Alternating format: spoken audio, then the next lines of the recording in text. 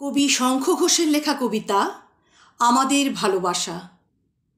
আপন আলোয় আমি নেমে আসি তোমার দক্ষিণে, যেমন সূর্যাস্ত এসে ঘিরে নেয় মন্দির বটতলা। গ্রামান্তে মন্থর দিন নতজানু নদীর কিনারে।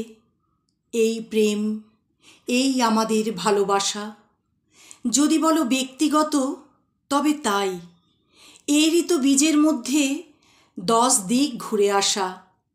নিজেরই ধরনে আমি তাপ রাখি সবার দুহাতে। ভালো আছো বন্ধু, ভালো আছো?